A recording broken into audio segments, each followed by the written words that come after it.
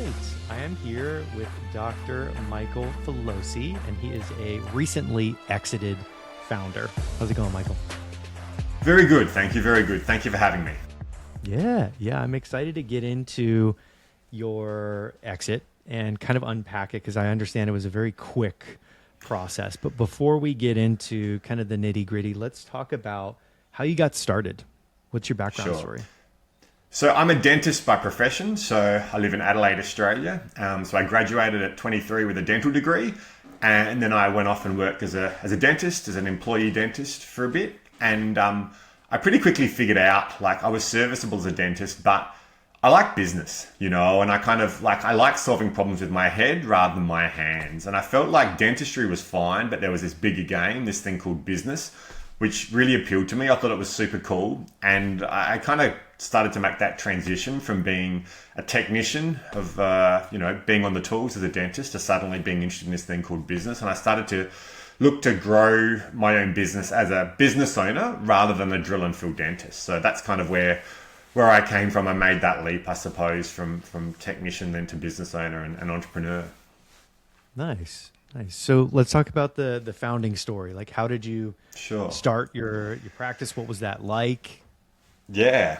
It's funny story, right? Like, I'm a big believer in that fortune turns on small moments, right? And it's funny because I've got friends in dentistry and good friends in dentistry, but the practice that I bought had been around for 40 years when I bought it, but it was super run down. It had possums in the walls, quite literally. I walked in and there was this hole in the wall and there's this fur there.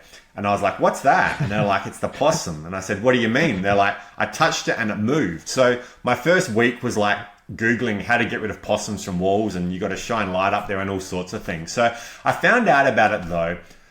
I had a coffee with a friend, but I know him, but I'm not super close to him. And it's that idea of fortune turning on small moments. I found out about the practice. I had a coffee with him. He just set up a place and I said, do you happen to know of any for sale? And he said, I know there's one that's really run down on Fullerton Road. And I knew what he was talking about. And I literally left the coffee and drove straight there and knocked on the door and said, hi, I'm Michael. I hear that there's a possibility of buying in. So didn't wait for the grass to grow under my feet, just jumped in and thought, you know what, here's an opportunity. I'm going to follow this curious ending and see where it leads. And from there, bought the building and away we went from there. Nice. And I think for everybody listening, Michael and I talked a little bit before this about how it grew and ultimately the exit happened. But if you could walk us through kind of the timeline here, like when you took over the business, started improving it all the way through to the exit.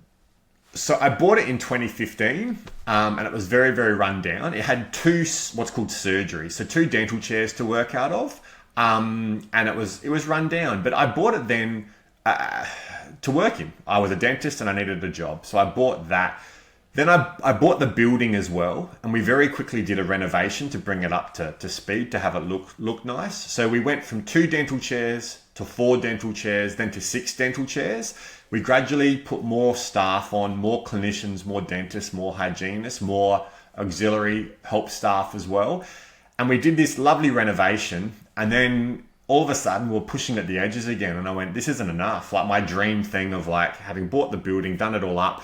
So there was a little old lady who lived next door. Her name was Joan, and she was 99, and she lived alone, and she didn't have any kids, and she was gonna pass at some time, right? Like at 99, you're not planning out for 10, 20 years. And I got along really well with her, and I knocked on her door and I said, look, Joan, is there any chance that when you pass away, I can buy your property? Which is not an easy conversation to have with someone, right? To be like, hey, when you die, can I buy this place?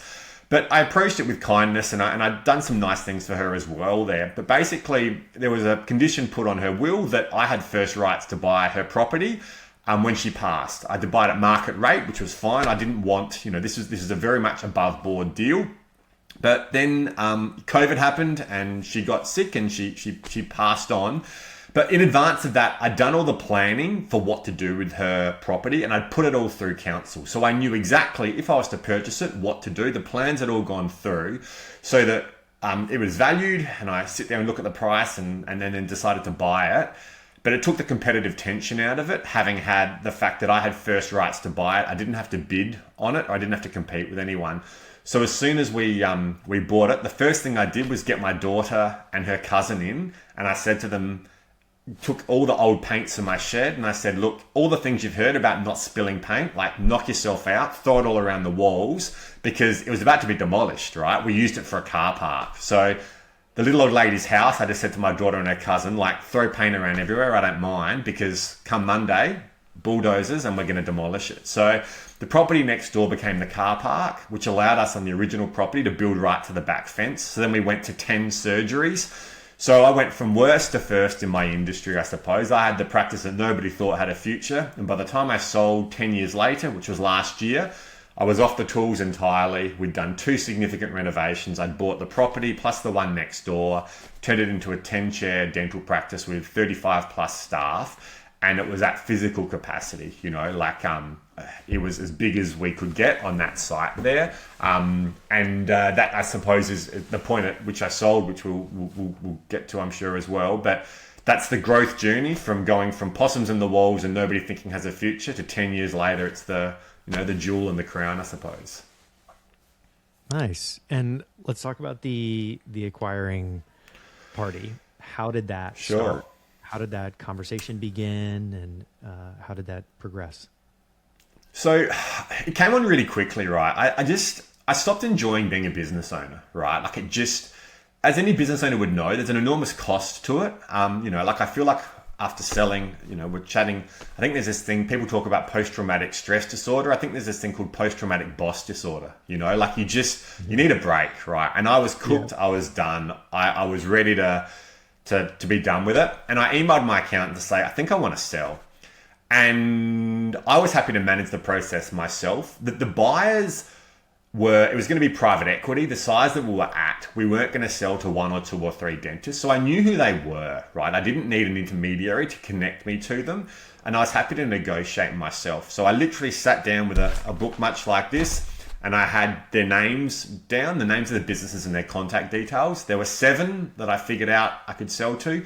2 of them had merged. That took it to 6. 1 of them was in no fit state to buy anything. That took it to 5. And so I ended up approaching 5 of them, literally picking up the phone and saying, I've got a 10-chair dental practice in Adelaide. 1 of them wanted to string me along a little bit. So it ended up being 4 that flew into Adelaide from interstate. Walked them through, gave them all the figures, gave them an information memorandum, and I wanted to run it like a race. I wanted there to be competitive tension in the process because I wanted the best offer and best deal. So I made it a competitive process, and I had them all submit their best offers by a certain date. And from then, you negotiate a bit on price and terms a little bit, and then pick the one I thought was going to be the best for me and for the practice. Then they go through thorough due diligence and sold. So it was my sale was very unique and unusual in the sense that it was 81 days between when I emailed my accountant to say, I think I might want to sell, and then closure was 81 days later. So all those things that I talked about were all compressed in that time frame. And I drove it really hard. I was done with it. I just wanted to be over with it. I feel like it came on very quickly, the decision to sell, but when I was ready, it was just time to be done with it. And so I compressed that time frame as much as possible. Yeah. Wow. Well, it's pretty remarkable that you managed the entire process of taking the bids, setting up the diligence, the data rooms and everything with all these different people. And that's quite the mental gymnastics that you did there. Totally. Yeah. It was, I was listening to a number of the podcasts, your previous ones, and someone said it's like a full-time job selling the business. And it is, it's to get everything they need and to liaise with all the relevant parties and to find every document and to do everything that they need is in itself a full-time job. And then you're trying to still run the business at the same time. And I'd heard of deals falling through. So, I didn't want to put all my, you're hoping against hope that it all goes through. But yeah, just managing that whole thing is very stressful, very intense. Every time your email inbox goes off, they want something else or they're second guessing something else. I suppose one thing to those who are looking at selling, or, I mean, everyone's got to, at some point you leave the business, right? You leave in a box, or you sell it, or you hand it on to family. But the fact that, building a business that is super clean, that the books are super clean, that everything, when you've got a business, you want it to be as frictionless as possible for your consumers to do business with you. You want to make it easy for them to buy from you, easy for them to park, easy for them to pay. When you sell a business, you want it easy for people to appraise your business too. So I think that the simpler you can have everything, so they can really easily, there's no creepy crawlies. They can look at the business and know very clearly what its worth is. It reduces friction. So I think that in advance, knowing that the business was well run, but also there was, it was transparent, meant that the buyers could very easily appraise the business, and it meant that their risk was lowered because it was so clear what they were buying. So that certainly helped with the selling process too. Yeah, and that actually started answering my next question around preparedness. So let's say someone's listening to this right now, and they're about to press send on that accountant email that says, I'm ready to sell. What, in your opinion, should they do to get prepared to exit? I think, a business that's good to sell is a business that's good to own. And I think that, it's interesting, right, that people ask, what did you learn about the selling process? And my answer was not much. And that's because all those, the books you see behind me, so I'm a big reader and learner, like all those books on how to run a good business, basically it franks what you'd already learned, which is if you've set your business up well, if it's highly profitable and if it runs well, it's a very attractive business to buyers as well. So I kind of feel like having a really amazing business and selling it, they're not two discrete sets of, there's an overlap there, right? That it's really hard to sell a cruddy business for a lot of money. And if you've got a really good business, you ought to expect to get a really good price and terms as well. So what I found mainly during the selling process was just that everything I'd learned and thought about what a good business was, it really just got franked during the selling process.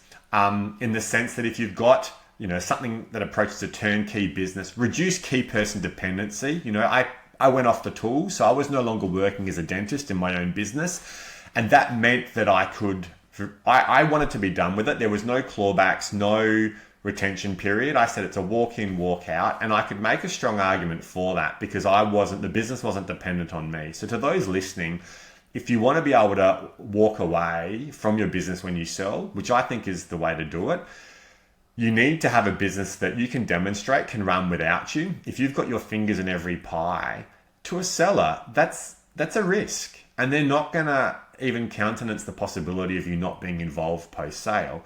So if you want to sell and move on with your life and not still be tied to the business in some way via a retention period, you need to be able to demonstrate that the business doesn't depend on you. So I think you need to start planning that a long way out. And I'm fortunate that I always kind of had the view that I wanted to have a turnkey business. I wanted one that wasn't dependent on me. My billings were 0.6% of the practice billings, which is a rounding error, less than 1%. So I could say to the sellers, hey, you don't need me to stick around. I'm not the big biller that you need to stick around to keep making money for you. Everyone else makes the money. I just sort of sit in my office there, and the functionalities that I provide are the ones that you're going to take over. So I could make a strong argument to them as to why I wanted for it to be a walk in, walk out. Mm-hmm. And you touched on it a couple of times, and this is a very common thread around just being done with the business. You were tired, you were ready to move on, and it leads into a really powerful question of timing. Yes. When is the right time for somebody to sell? Look, I think I got out just in time. And I think that I was lucky that the business was sellable. I don't know how I would have gone if I had to spend another 12, 18 months putting everything together. So I suppose working backwards then, the optimal time to sell very clearly is, first thing is to have a business that's always sellable, right? So you need to set it up such that it is a sellable entity. So if you decide, or it's forced upon you that you need to sell via health or via change of heart or via something else, that it is ready to sell then. But I think the time to sell is when there's still, gas in the tank, right? Like probably don't do what I did, which is to leave it till the burning embers. I think that doing it before do it before you think before you're ready, So I think in advance is the way to do it. And I think, at least, 18 months before you think you might want to sell is the time to really start to very much do the heavy lifting in terms of approaching the market and finding out what it's worth. And I think, do it before you think you need to, because otherwise the person who wins a negotiation is the one with the least hinging on it. If you are forced to sell, the other parties will know that, they can tell that, and it ends up being a distressed asset, right? And they will price it accordingly. Whereas if the business is still running well, there's no downturn there, you're not completely burned out by it, then there's an asset there which is attractive to others, as opposed to leaving it too late and there's a downturn that it's not attractive to buyers. They don't want to have to do the heavy lifting to bring it back up. They want to buy it at the peak with still room to grow. Mm-hmm. And the majority of people that I talk to are doing online businesses, but more and more, I'm talking to more retail founders and more kind of brick and mortar founders. Sure. So how does valuation work when it comes to a buyer coming in? And we talked about transferability, of course, and not having key man risk, but what are some, I guess, guidelines that you can share around the multiple? So ultimately it ends up being, your EBITDA times a multiple, as I understand it, is a fairly good, and your EBITDA is your buyer is basically buying expected future profit times by a multiple, and the multiple is dependent on a few things, but risk is a big one too. The higher risk in buying, that the less likely they are to or the lower that multiple is going to be. For me, so within the dental industry, so a service-based industry, the EBITDA multiple tends to be between 3 and 5 times EBITDA. I was a bit outside that. I was 6.5-ish, which is a strong EBITDA for my industry. But it was because the business was unique. It was a market leader. It was the biggest in the city. So that's why it sort of sat outside those bounds. But typically within dentistry, dental practices, 3 to 5 times EBITDA is pretty standard. And if you've got an exceptional asset and you can push it into the sixes, I suppose, is where it sort of ends up landing. Nice. And now my favorite topic, mistakes. Yep. What mistakes did you make, and what can you share for people out there? Sure. Look, heaps, right? Like absolute loads. And I think that the key is, you will make mistakes and make mistakes quickly though, and iterate quickly, right? So, it's funny. I was very scared of failure initially, which deferred the mistake making process, which means you learn slower, right? So never risk the farm. So if you risk the whole thing, you've bet too much. So never do that, right? But I think it's important to iterate quickly. I had lots of bad ideas, but I think you've got to kill your darlings. Like if they're not working, then you need to kill them off quickly. Staff was always a massive challenge, and trying to navigate that. When you've got a whole lot of people who work very closely together, like a dentist and a dental assistant, you literally need a knee. There's no separate office spaces there, so there's always the possibility of tension arising there because you can hear each other breathe. So. And then you've got that times by like 10 different surgeries. So you've got these 10 little 2-person relationships happening. Plus, when you've got a whole lot of receptionists at the front desk who all sit elbow to elbow, there are no discrete workplaces in a dental practice. So staff was a really, really common challenge and frustration there to deal with. For sure. So made plenty of mistakes, hiring the wrong people, not driving standards as much. Like I think I'm quite exacting. I know I am. And we had a low tolerance for aberrant behavior. But if I was to go again, I'd drive that even harder. Like I think that just you're either on board or you're off, and I think that as business owners, we tolerate too much, and we take it on ourselves. So if there's a mistake, we blame ourselves and we go, do you know what? I didn't explain this. I didn't do this. I didn't do that. I think if, mistakes, I think that I was more tolerant than what I have been at times, and I should have quit sooner on people and things, right? I think that I wanted to see it to the dying, wait for something to be absolutely clear that it was not going to keep going, versus I probably should have quit earlier and said, this isn't working, rather than wait for it to be plainly obvious, I suppose. Yeah. So heaps of mistakes, and anyone listening, like, you're going to make a stack of mistakes, but it's how you learn. Don't make the same mistake twice. And I found journaling as well, of like, what did I learn from this experience, to be super helpful too. Like, document it, right? And it kind of helps to bed it into your head. When you form decision-making frameworks that help, because you learn from that and you make sure you don't do it again. Yeah. Yeah. I like that. Journaling is a great tip for sure, especially because you literally had your hand on every single part of the exit process, where you're dealing with the data rooms, you're dealing with the individual people, and there's nobody in between you and them, which is really a remarkable amount of work in such a short period of time to take on. So journaling is definitely a good call. Totally. It was interesting, right? Like, not to be political, but when, the stock market, Trump was doing his tariffs thing, which was affecting Australia quite a bit, right? It was tariffs on, tariffs off. So the share market, like, assets outside of my dental practice. And I said to my wife, like, during this, I said, is this the end of days? Like, it's so stressful. Like, you're seeing the world on a macro level, like, didn't know what it was doing. And then on my personal level, it seemed like every day felt like this enormous roller coaster. So, yeah, like, I think we were saying, I think it takes a couple of years off your life, the selling process, and compressing that even further, and the ups and the downs, the fact that correlated with these significant world events as well, of going, it was just the macro and the micro were all just thrown out basically for that period there. And you just got to hang on. Yeah. For sure. So that takes us to the finale. Knowing what you know now, what would you tell Michael 10 years ago? So I think two things. Get a hobby is one. I think that I was, any business owner listening to this, you'll know how much you're invested in it, right? And I was all in, and everything I did dovetailed with work. So I did nothing at all for pleasure.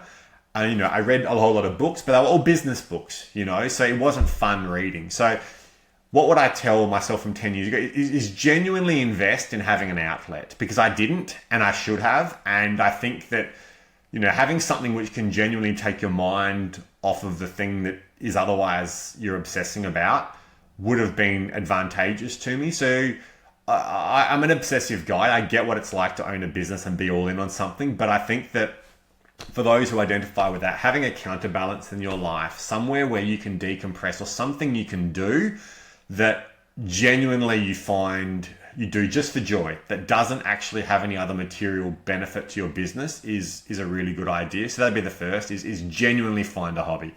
And I think the second one, what would I tell myself is to double down on the things you're good at, and I also feel that even though we did have really high standards, I would have driven that even harder. I think I would have kind of gone 10x that, in terms of being even less tolerant of the things that weren't working, or the people that weren't working out. I think that even though, we didn't put up with much, and I think the people who I worked with knew that I had very exacting standards, honestly, I think if I had my time over, I think that you can accelerate the process by being even more exacting and more clear in what is acceptable and what's not.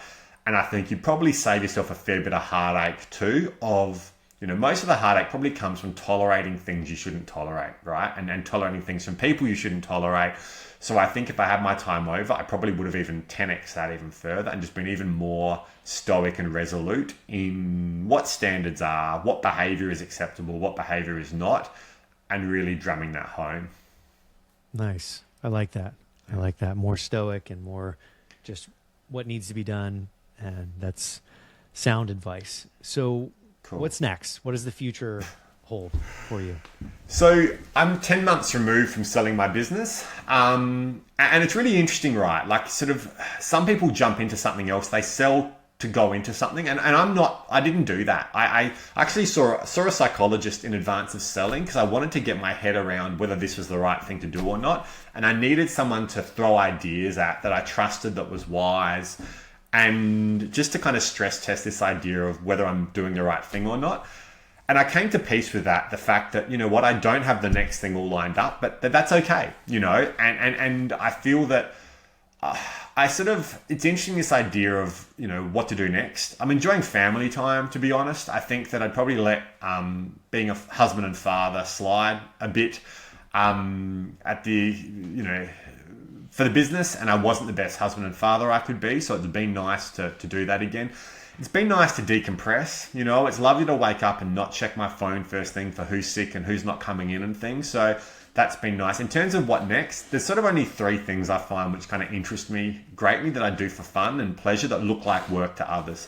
One is writing. So I like to write. I write on LinkedIn a fair bit about musings on business and life. One is extracting teeth, which is a weird one, but as a dentist, I enjoy doing that, you know. Like, I think that it's good fun. I'd probably pay a nominal fee of $50 to take out 10 teeth just because I enjoy the challenge of it, right? The artistic side of dentistry, not so much. But yeah, taking things out is good fun.